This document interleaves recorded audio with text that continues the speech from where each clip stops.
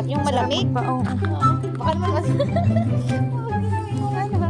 Pakay niyan. Dire-diretso. Ito ba? Tapos malaglag. Okay sana kung malaglag eh. Ito. Nangangamoy na. Nangangamoy barbecue na.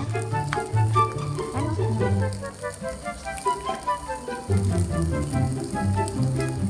Upay na gabi. Tulog pala kaming barbecue. Tamang-tama lang sa lamig na panahon. Yung hindi pa luto, pero sunog na sunog na. Diyos ko. Grabe naman itong apoy na to. Ang lakas ng apoy. Kapitan ko na lang. Ganyan ka na lang muna. Char.